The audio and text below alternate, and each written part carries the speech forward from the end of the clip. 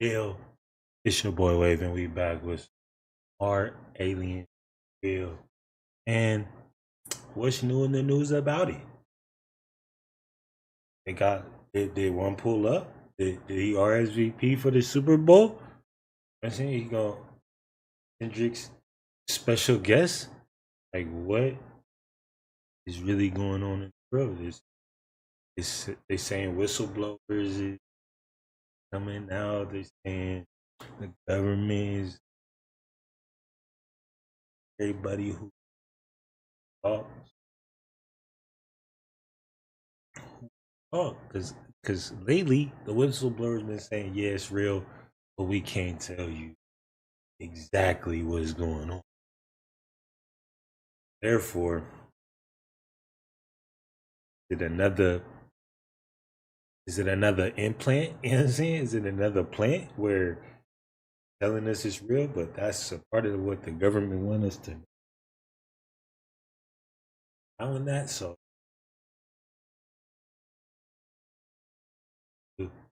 a light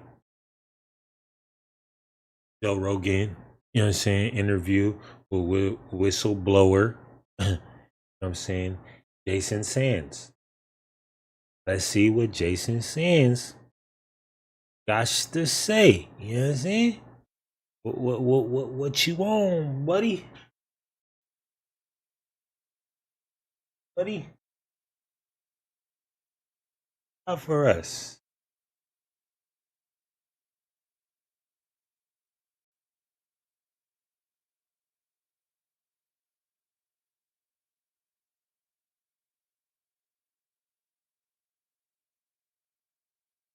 Not for Jason.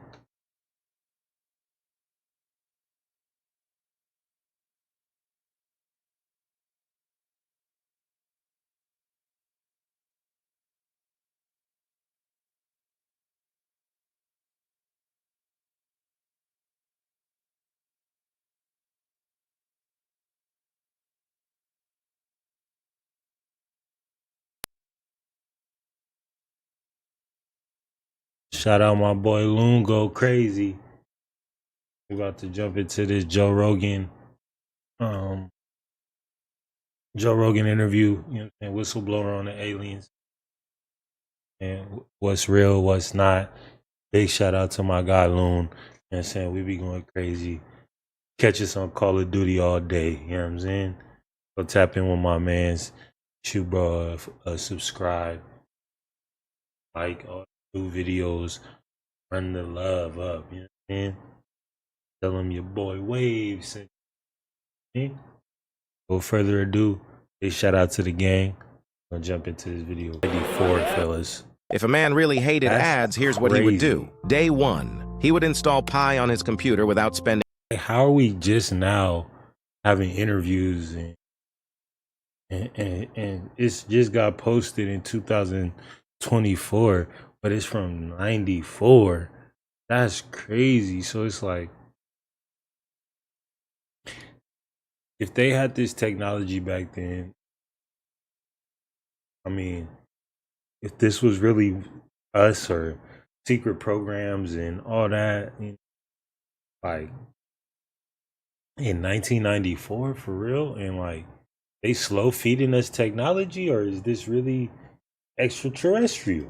That's exactly what I'll be saying, Loon. Because I don't know, I was watching something the other day, and it was like this private company was building crazy aircrafts, and they went live on the black web in like 2010, 12, something like that. They went live on the black web, and they drove over the ice wall, that you know, that so-called ice wall that we have, and he drove over and he live streamed it and everything, and he said that they built spacecrafts that was moving like this, which is crazy. So it's like, what are they really hiding, bro? That look like camp.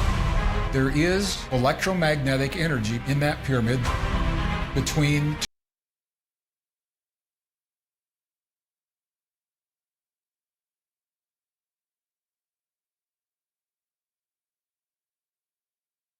I just got paid $60,000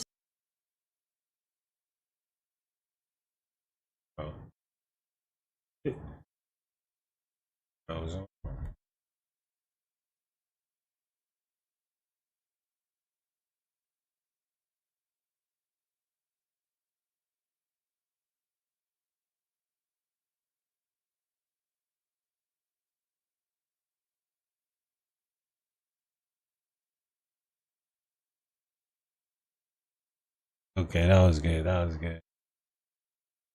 Big shout out to my guy Juice Man, you dig?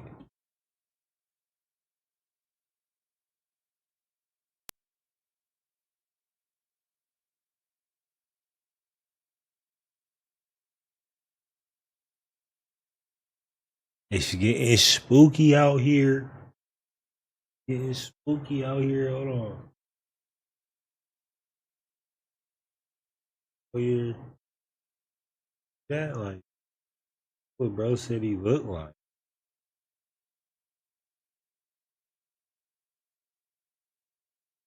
The skin tone looked like he might be hypothermic. He's right there at the corner of the front of the car. And So he looks pale? Is that what you're saying? He looked like an albino with a very bluish kind of undertone. As I'm starting to open my door to try to, administer aid to this guy, the dude in the front passenger seat screams he's got no ears. And I close the door and I look up and he's got no freaking ears. And his eyes are twice as big. And I just am like, yeah, what the hell did I just walk into? And I'm starting to freak out. But then he starts to talk to me and it's not my language. But wow, business. You know what I'm saying?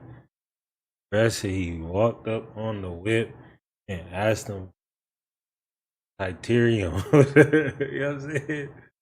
Like, yo, did they put thermonuclear scopes and what? Oh, it's getting spooky. And that's his story, bro. Like, I don't know where the craft at. If he ever, fixed his craft and got up out of the year. You know what I'm saying? What happened? Like, what? What? It's just here on Earth, going to auto body shops, fixing the whip? Like, how you crash, run up on a person, ask them where I could get some shit to fix the whip? Like, oh God, you know what I'm saying?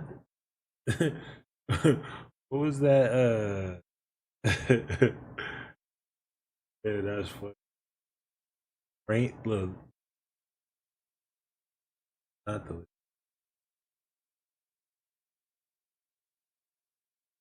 from that was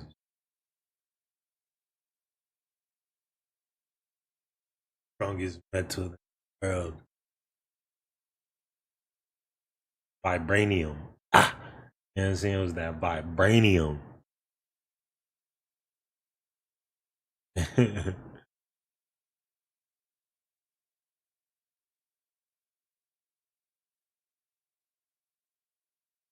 I was like, yo.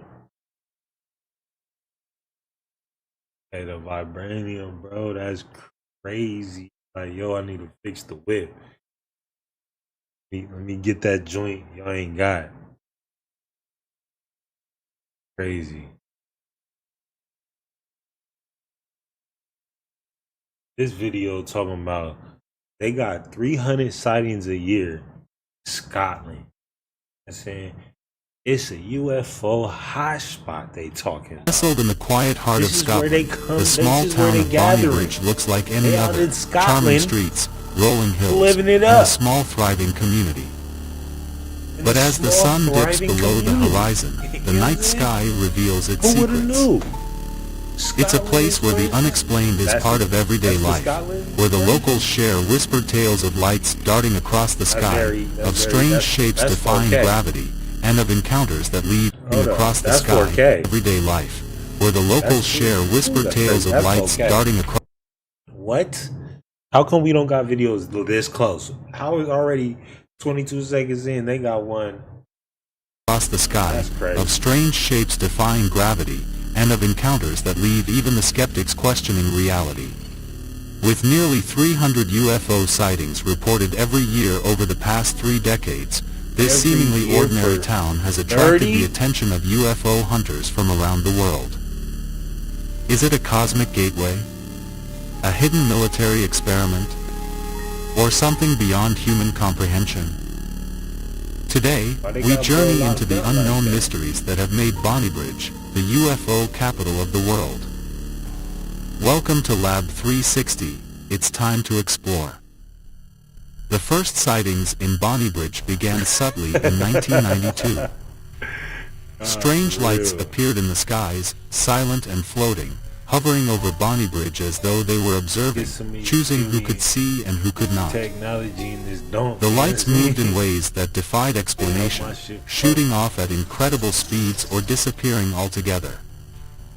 Rumors spread that something extraordinary was happening above their heads. Counselor Billy Buchanan, a prominent local figure, took notice. His concern grew, as more townsfolk reported seeing objects, disc-shaped, triangular, glowing in colors, unnatural and yet mesmerizing. Buchanan went public with the sightings, demanding answers from the government. But no answers came, only more questions. The town was officially marked on the map of UFO enthusiasts around the world. 2 years later, in 1994, Bonnybridge residents found themselves peering up again, this time at what many described as a fireball drifting across the sky. Witnesses claimed it stopped mid-flight. I ain't gonna hold you. I ain't never seen a baby alien. Except for Men in Black. He had the little octopus baby in the back seat. But I ain't never seen no little baby alien like this. That's crazy. Like on the road, like watch for the aliens crossing. Like they be here. Like that's what this looks like. Watch for the aliens crossing. Like they here too. Man, they might be parking the whip. We got the vibranium up the street where they fix their whip, so they might be over here walking. You know what I'm saying? That's what that looked like. 2 years later, in 1994, Bonnybridge residents found themselves peering up again, this time at what many described as a fireball drifting across the sky. Witnesses claimed it stopped mid-flight, as though sizing up the people below, before rocketing off in a streak of light. The incident wasn't isolated. Multiple reports came in of the same fiery orb, prompting journalists to swarm the town. Some even claimed the fireball was more than just light, that it was something sentient, an observer from beyond our world. In 1996, Bonnybridge's skies brought one of the most iconic sightings. On a crisp autumn evening, a metallic saucer-shaped object was spotted gliding silently over fields and homes. Unlike previous sightings, this one felt tangible, close enough that people could make out its reflective surface gleaming in the fading sunlight. Local farmers and passers-by alike gathered to watch as it floated over the land, moving with a quiet precision that was almost eerie. That night, locals were seen pointing up, huddled in tight-knit groups, recounting the awe and fear they'd felt watching it drift above. By 1997, sightings in Bonnybridge had intensified. Triangular formations began appearing in the night sky, often moving in synchronized patterns. This time, even more people came forward, many describing identical shapes, triangular crafts with lights at each corner, moving in a choreographed dance across the stars. Some even believed these formations communicated through these patterns, signaling in ways the townsfolk could not yet understand. Buchanan once again petitioned the government to investigate, urging them to acknowledge what was happening over Bonnybridge. But the official responses remained silent. Still, the sightings did not stop. Instead, they continued, marking Bonnybridge as one of the most active UFO spots on the planet. Into the 2000s, Bonnybridge's reputation only grew. Paranormal researchers, tourists, and UFO enthusiasts began flocking to the town, hoping for a glimpse of the unknown. Cameras captured footage that defied logic, light orbs that People danced was across flying the in night, Scotland. figures that some swore were from another world. Look at UFOs. That's crazy. Each year, fresh stories emerged, sightings of crafts that emitted no sound, figures seen descending from glowing beams, and lights that moved as if with intelligence. But through it all, Bonnybridge remained silent on what these experiences truly meant. The town had become a beacon for UFO enthusiasts, a place where mystery thrived, and where the only answers lay in the imaginations of those who dared to look up. So, if you find yourself in Bonnybridge on a dark night, look up.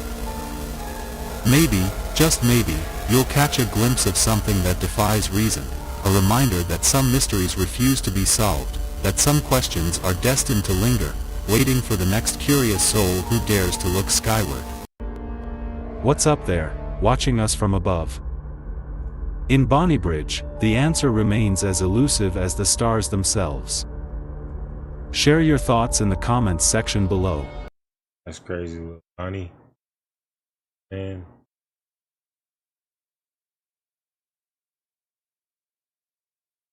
Here. Out the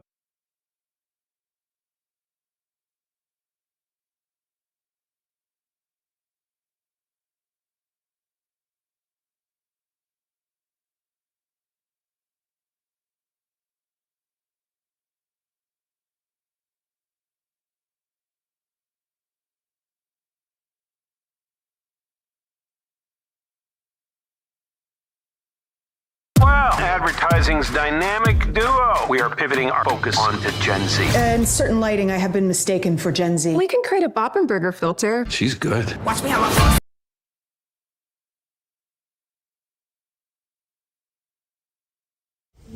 Here they are. And they do sound like drones.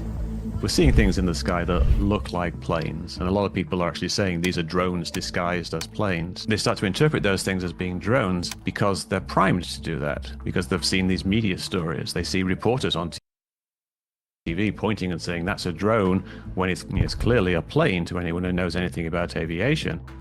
My name is Mick West. I am a writer and a UAP analyst, which means I try to identify things that are in the sky that people can't identify. So he gonna tell us Whenever we get what's a report real of and something what's fake. mysterious like a suspected drone, the most important thing to get is the date, the time, the location, and the direction that the person is looking in. Yo, look, looks like a triangle. This was a video where a person claimed to see 8 drones circling around above his That's house. jokes, This is bro. one of the cases where we can actually get the rough position and the time and the location.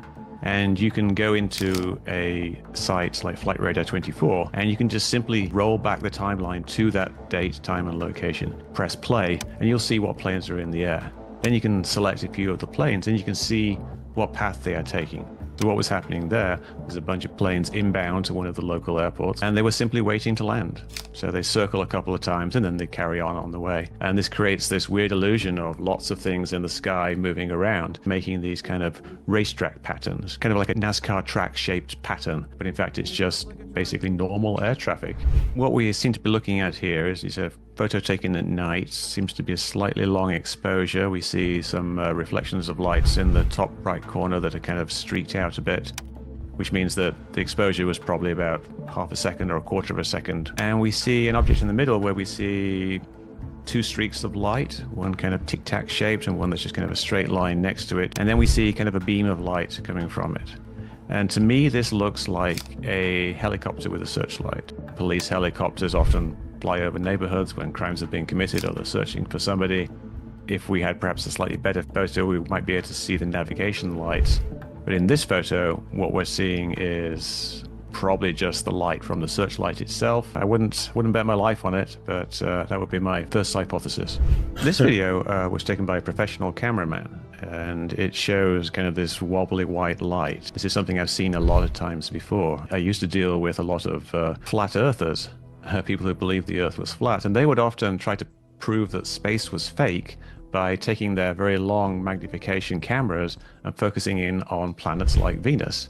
And it looks exactly the same as what that cameraman caught. And then this is just what happens when your camera's a bit out of focus and you're looking at something like a star or a planet that's being viewed through the atmosphere, you get this kind of strange rippling. There's this thing called the low information zone, the LIZ, and the low information zone is basically the distance away at which you can't make out the exact shape or the exact configuration or any details about the object that you're looking at. So naturally there are hundreds, if not thousands, of videos that you can't actually identify simply because they're in the low information zone. They're things that are either too blurry, or it's too dark, or the camera's moving around all over the place, or it's out of focus, or the object is simply too far away to see what it is. So there's lots and lots of actual UFO videos that can't be solved because there simply isn't enough information. Approaching a country of Earth. We haven't seen anything that actually really indicates that it's, say, something like an adversary technology or aliens. Something that's really suspicious would be something that was moving in a very unusual way. If it was simply demonstrably very large, that too would be suspicious. And the way to actually demonstrate these things is to buy some keys for those.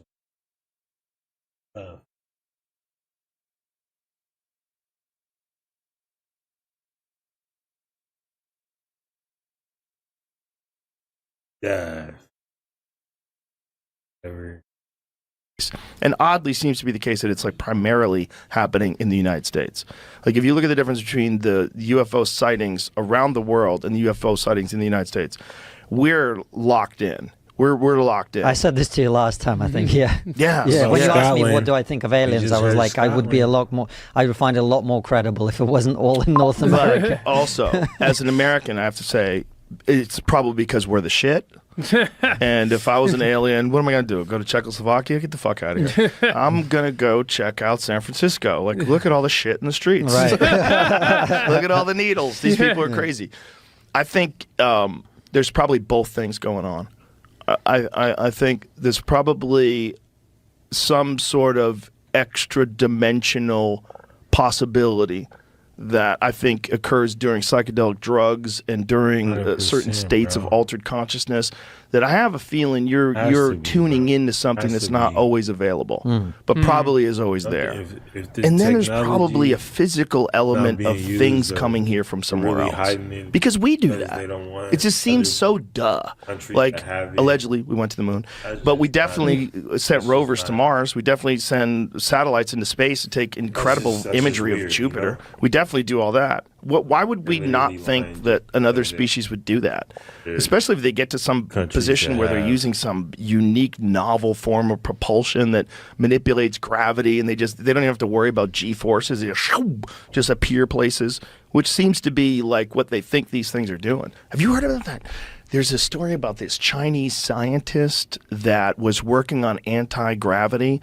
And she came from China to the United States to work on anti-gravity. And she was working on some anti-gravity propulsion system and then vanished. Like, probably went back to China. Yeah, I mean... Yeah, probably went back to China. It's like, this is what they paid me to do. Yeah, I mean, there's a lot of people who vanish in China. That's the thing, isn't But I don't think she vanished. She vanished from the United States. I think she went back to China. Oh, what, and took the secrets with her? I think that's the worry, is that this... See if you can find that lady's name. It's a very interesting story. I was reading about it the other day, and I remembered, like, someone... You guys are perfect to talk about this. Because that would be the ultimate thing that you'd have to keep secret from another country. Because if you have espionage, if you have people that have infiltrated your universities, and they certainly do, and if you have people who have infiltrated your military contractors, and they certainly do, we do it. I'm sure they do. Oh, they definitely do. I mean, the southern border is the fact that it's as open as it is. Yeah, that's a lot of them are coming through there. Of course. Yeah. But if you're making something that is some sort of a gravity propulsion system, and you've made a breakthrough, you're not going to put that on Wired.com. You're not going to broadcast that on CNN. You're not going to tell anybody that. Because if the other countries find out, if the other superpowers, if China and Russia find out that we have some sort of a gravity propulsion, everyone's going to die. Yeah. They're going to steal all the information. Doesn't make sense still. Solving the mystery of Huntsville's brilliant anti-gravity scientist. Dr. Ning Li's son talks about her mom's career and legacy, along with the internet's obsession with her disappearance. So, when did she disappear? Let's see. She co-authored papers in '93. Hold on, right there. Stop right there. Yep. In the late '90s, she claimed to have created anti-gravity devices that were fully functional, and this was big news in both scientific journals and mainstream press. In 1997, Dr. Li continued to expand on her concept and conduct more experiments. She published papers describing the anomalous weight changes in objects suspected over a rotating superconductor. To say her work referred to as taming gravity could change the world is an understatement. Taming gravity would drastically change the way we transport on every level. Humans could travel the world at ease, and we could finally get our hands on those sweet hoverboards from Back to the Future. So, did she really do it? So, what happened to her? In '99, Li left UAH to start her own company, AC Gravity, and commercialize a device based on her theories. Oh, you fucked up, lady. Her colleagues obviously believed in her work. As a chair of UAH's physics department, Larry Smalley also departed the university to join her. Public records show that in 2001, the U.S. Department of Defense gave AC Gravity a grant for $448,970 to research the technology. However, these results were never published. In fact, Dr. Li never published anything again. Wow. And even though the business license for AC Gravity was updated yearly through 2018, there's no record of any further work done by the company. Li's career after 2002 is a subject of great mystery.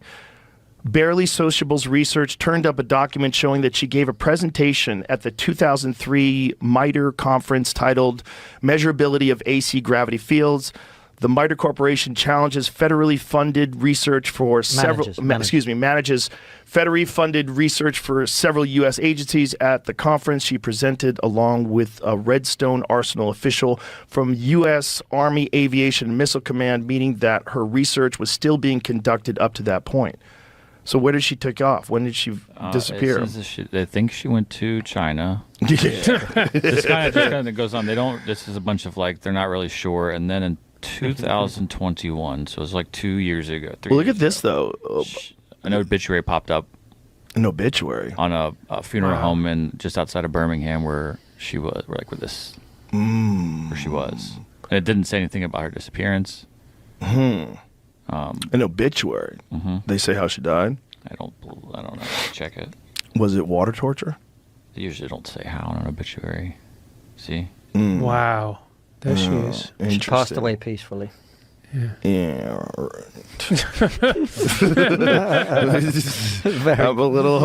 That's a little sus. There's more information about how she would have conducted her life, but if you scroll back up, what I was gonna read a little bit more, there's something about her right there, a little bit higher, confirming her well-being, that she was still working with the DoD, but was unable to talk about her work. So she's working with the Department of Defense.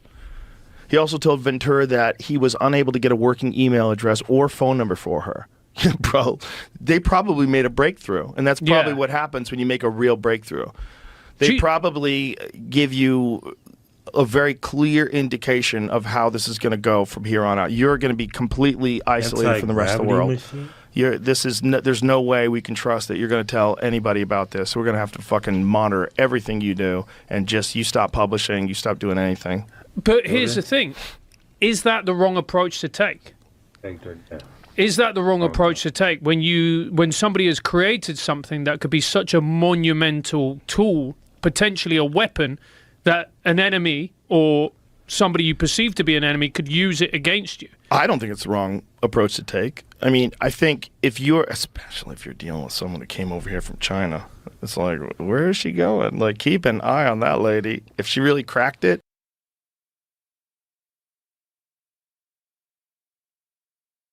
buddy.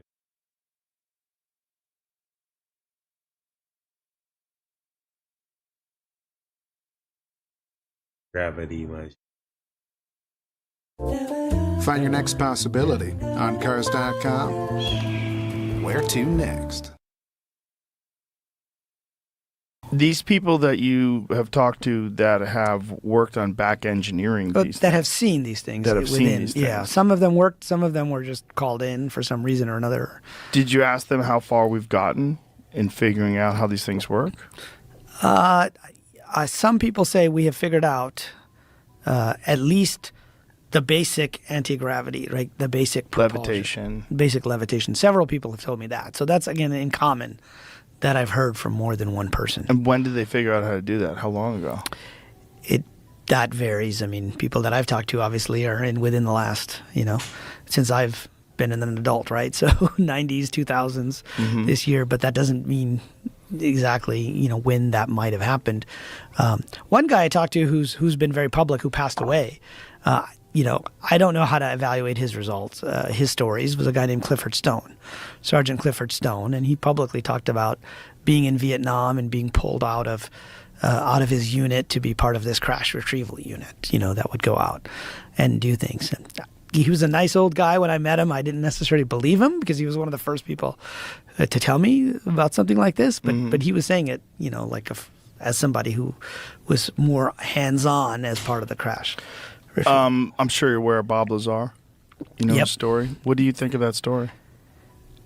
In terms of his own credibility, I don't know what to make of his credibility, but I think his basic story checks out for me because other people have said things that are similar, that they've seen some craft within some government program somewhere.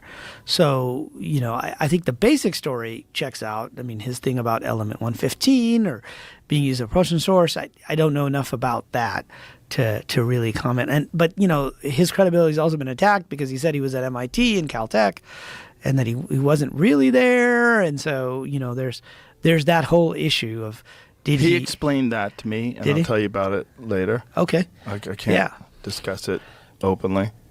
I'd love to know. But his basic story seems like it could have happened. I don't know. I mean, if he's a liar, what a great liar. And to just have one lie and just stick with this one lie, word for word, forever. Very weird. Yeah, over all that time. Who would imagine that someone who makes up something that fantastic, that bizarre, that literally otherworldly, you probably do that a lot. Yeah. If you're going to make up, to be a regular, pretty much straight-laced guy who makes up this one banger of a lie and just sticks with it forever. It's very unusual. And then unusual, there's the George Knapp when they investigated, when they took him to Los Alamos Labs, and he's intimate understanding of the way it works, including their security systems, the people that work there. He knew them.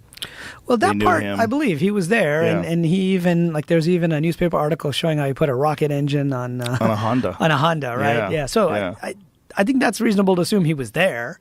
The question is, what was his role there, and then what was his role at within the Area 51, right? All of that. But again, it checks out with other stuff I've heard from other people. It's weird enough. Yeah. And these people that say that they work with back engineering things, do they tell you what the source of these things are, how they were acquired? Some would say that they're extraterrestrial. Some said don't rule out that it's extraterrestrial, right? That's a very oblique way of saying without saying. Right. That at least some of this is extraterrestrial. And it could be possible that more than one different types of phenomena are occurring. I think that's very likely. I think the time travel hypothesis is an interesting one because if you think about it, what would be a reason for such extreme secrecy, right? Like we put technology quarantines through the IAEA on certain countries, right? We say, okay, Iran's not allowed to have a bomb, or Iraq wasn't allowed to have a bomb. They didn't have one anyway. We went to war anyway, but right. So, we try to impose these restrictions. Whether we have the right to do that, that's another question or political situation. But why do we do that? We say, well, maybe the technology is dangerous, right? Like what happens if everybody has nuclear weapons? Right. Right? Somebody might start setting them off. Now, what if there's something about this technology that actually disrupts physical reality or changes time? Right? I mean, you can't have everybody time traveling and changing time. Now we're back to that multiverse graph that I talked about, right? Basically, every time somebody makes a change, it's like in Star Trek, some of the series, they have the time wars. People are constantly going back and changing things all the time, right? Or what was that old Van Damme movie, Time Cop? Yeah, that's it.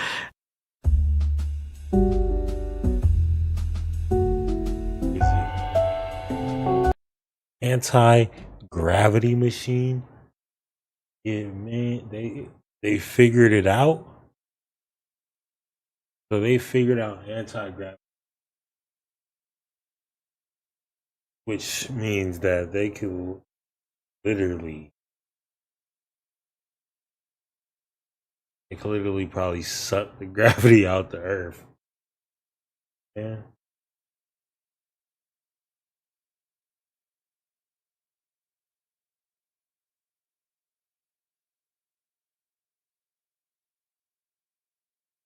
Probably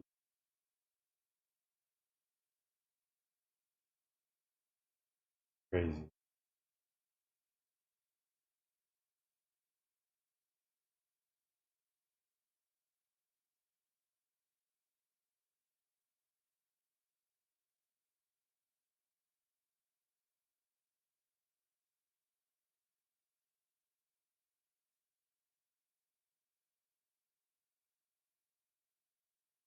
Man, I can't.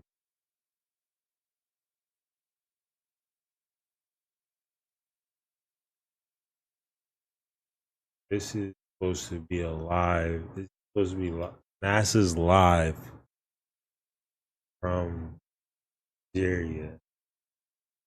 Like, what?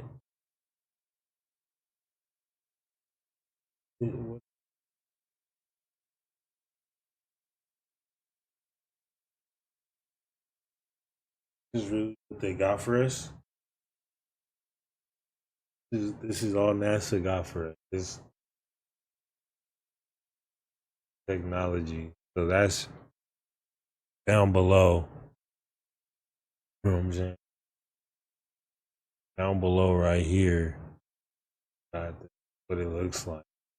I was traveling over Africa. Like, what is this? Don't look like the land?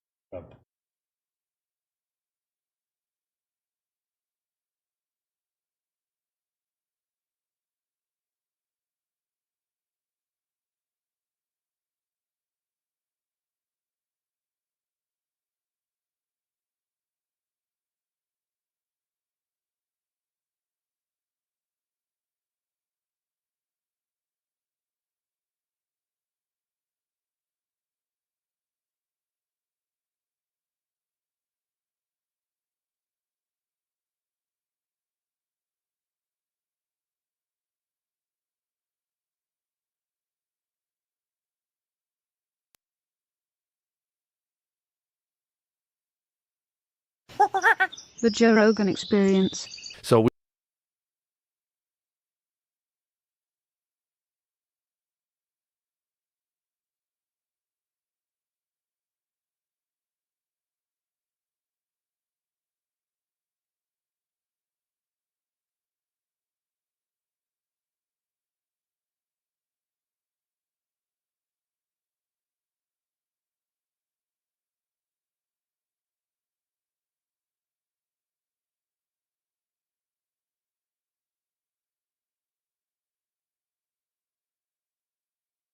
Yeah, bro, this was easy.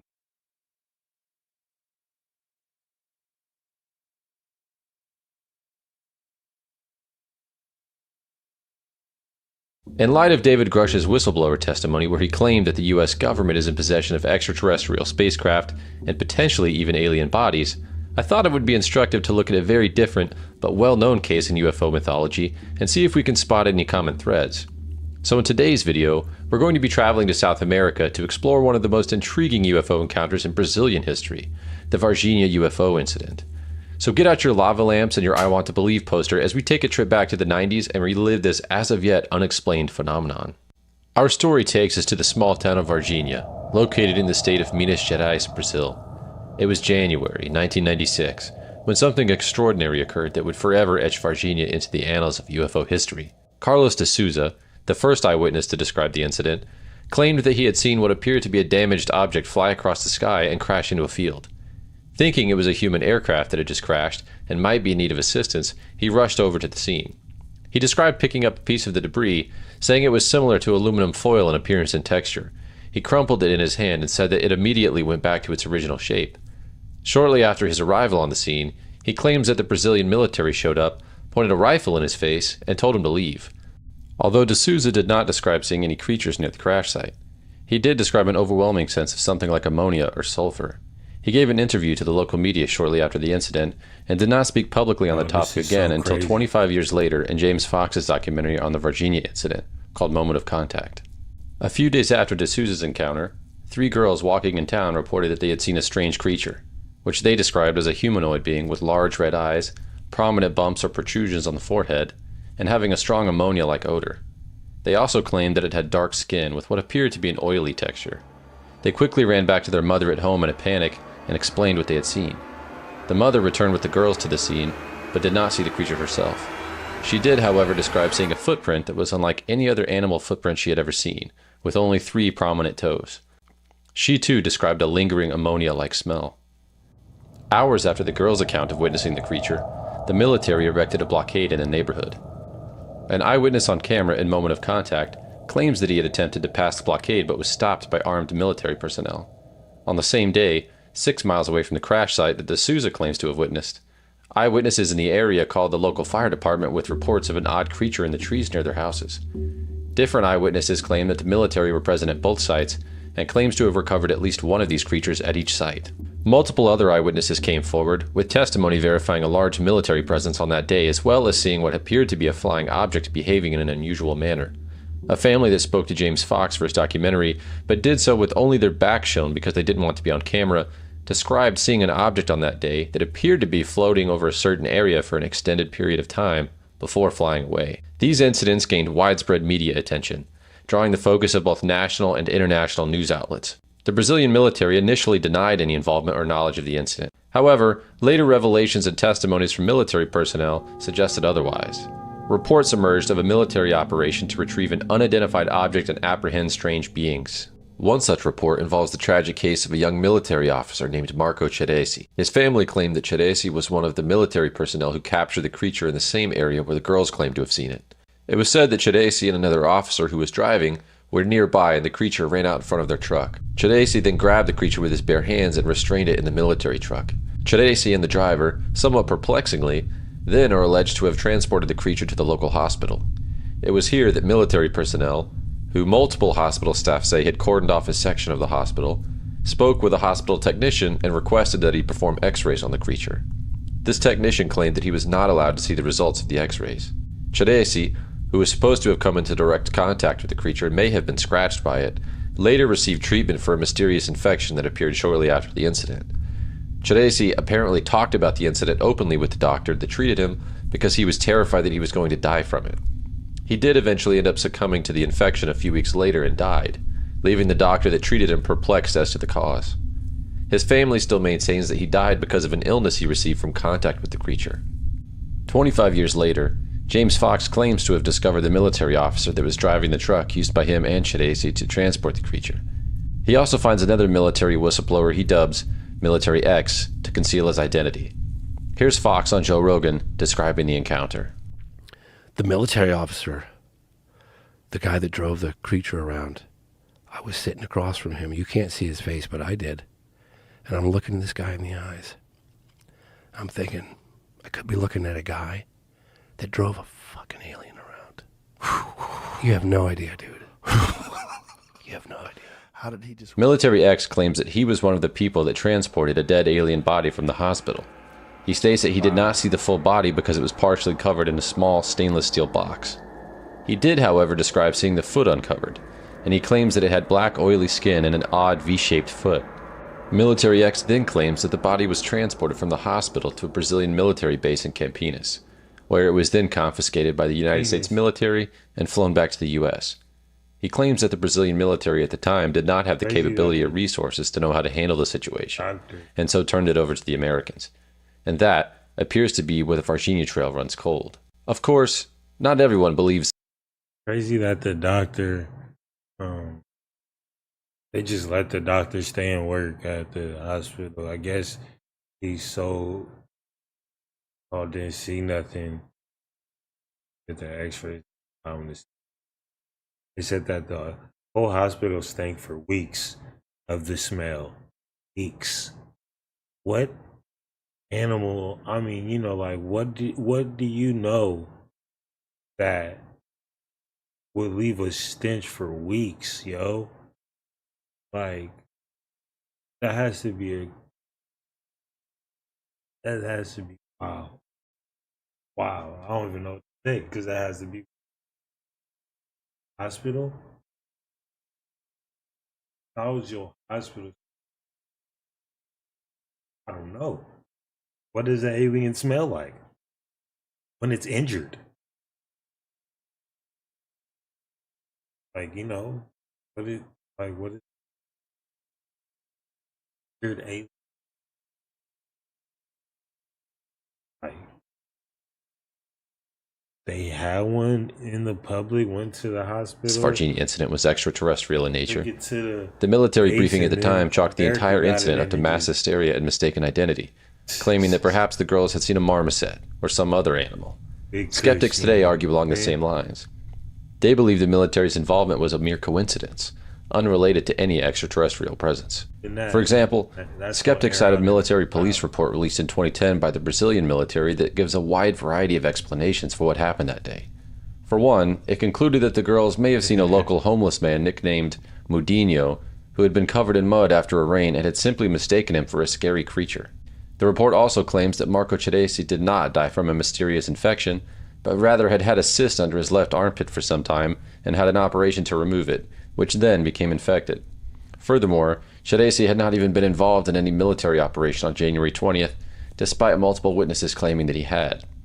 The military presence in town? Scheduled vehicle maintenance. And the military presence at the hospital? Dropping off medical supplies. The small alien seen at the hospital with strange feet? A pair of expectant parents who happened to be little people. On the other hand, there are those who firmly believe that something truly out of this world occurred in Varginha. They point to testimonies, physical evidence, and the overall consistency of the numerous eyewitness accounts. Some witnesses even recall being visited by mysterious men in black after coming forward with their stories. The mother of the young girls claims that foreigners, although she couldn't place their accents, appeared at her house to offer her a suitcase of cash if she changed her testimony and came forward publicly to say that her daughters had made the story up. She refused, defending her daughters and what they claimed to have witnessed, and demanded that the men leave her house. This woman's testimony and that of her 3 daughters has remained largely consistent over the last 25 years. The Varginha UFO incident remains shrouded in mystery, with no definitive answers. It serves as a reminder that there is much that we don't understand about the universe, and continues to raise questions about our government's knowledge of extraterrestrial encounters. The consistency and sheer abundance of eyewitness testimony about this incident, at the very least, provides some compelling reasons to think that something did indeed happen, and that the Brazilian government, and likely the US government, knows much more than they're letting on. Perhaps one day the truth will be unveiled, and we will finally get to the bottom of what really happened in Varginha that week of January 1996. I hope you found this video fascinating and thought-provoking. If you did, I invite you to like this video, subscribe to the channel, and hit the notification bell. They've been at since Virginia.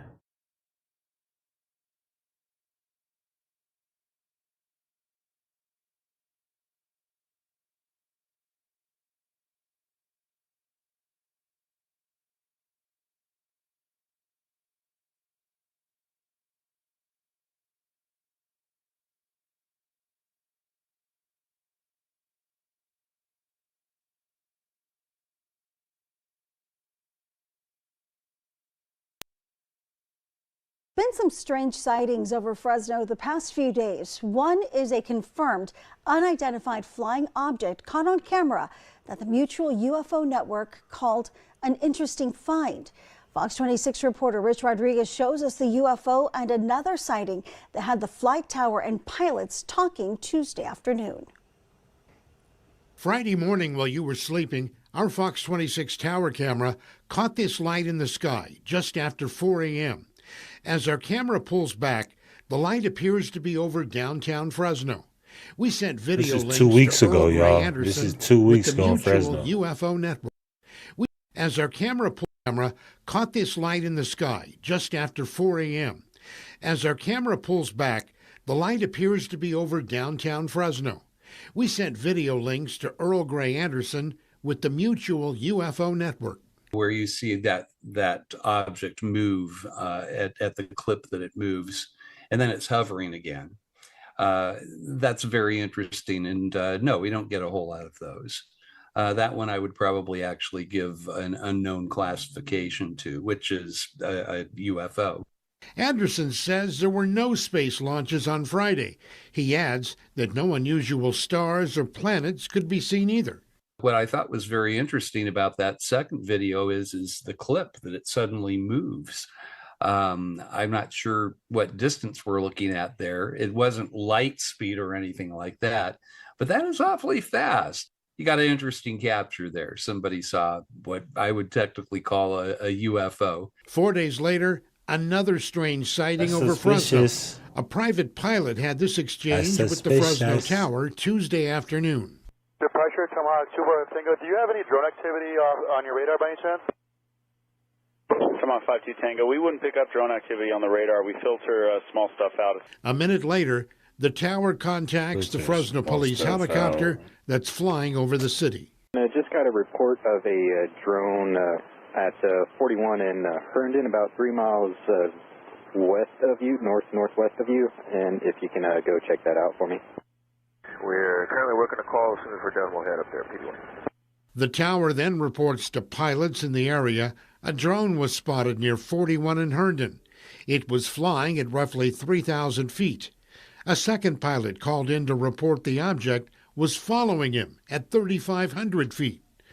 The first pilot to alert the tower called in again with an unusual sighting miles away. I thought I saw something over downtown, about 3,500.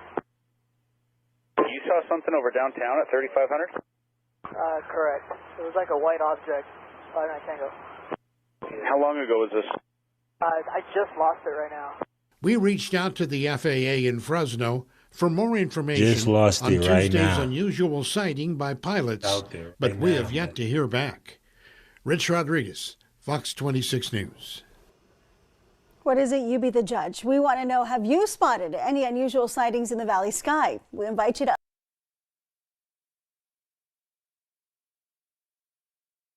That was just 2 weeks ago in Fresno.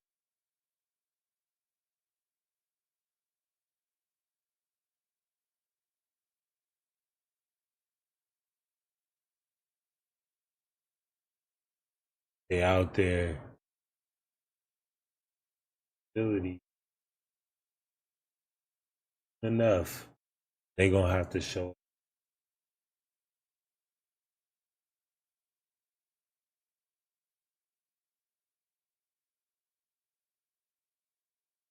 Days ago.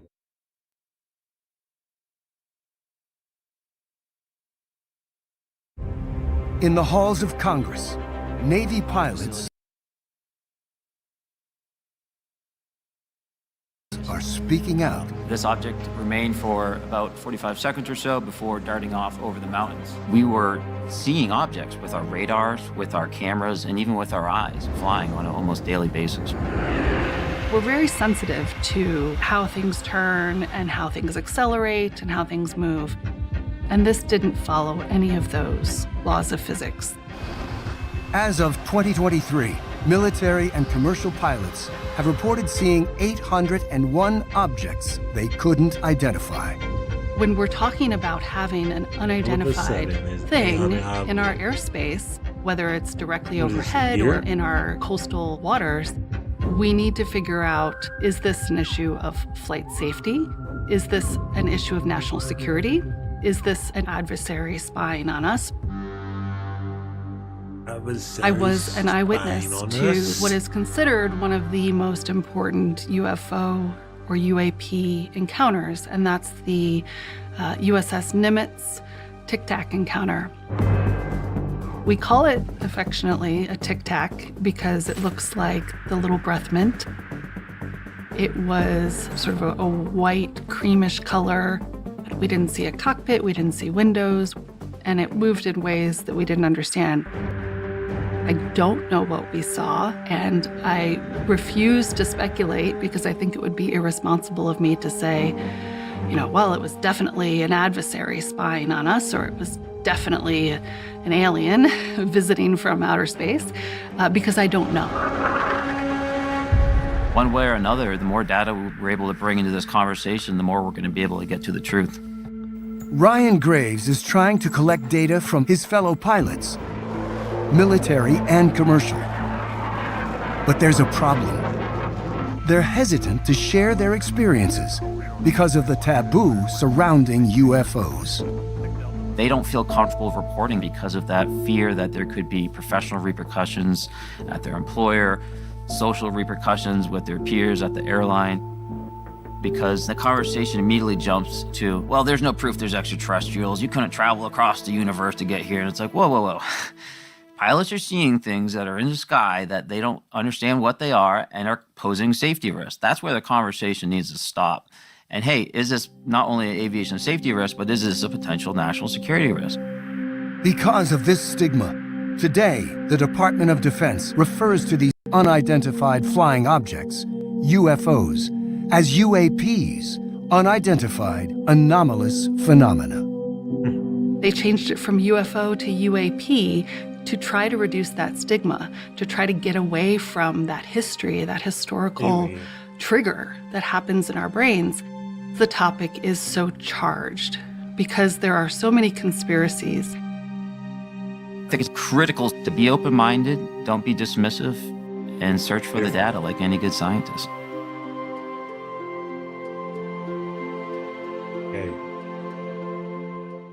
That's what Thanks for hanging out with us on the Nova. Doing out there in the UFO world. But yeah, man, we're gonna get up out of here. We call it a night. Back tomorrow with some more. Yeah, you know what I'm saying? Got you. Appreciate you, Juice Man. Appreciate you, Loon. Go crazy. My guys. Ended up. Good night. Good first night back. And we going all week.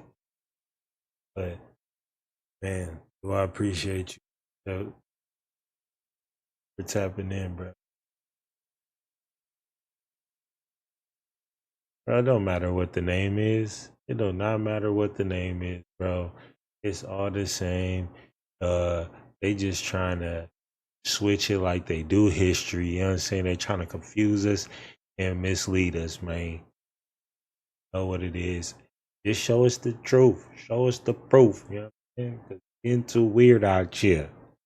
Yeah, I appreciate you, brother. Hey, have a safe night out here. Be out. Safe. Peace. I will, bro. I'm gonna start doing them every night now, bro. I'm back on it. I just had some stuff to take care of, but I'm back on it. I really appreciate that. You know what I mean? We coming live, you know what I mean? Much love.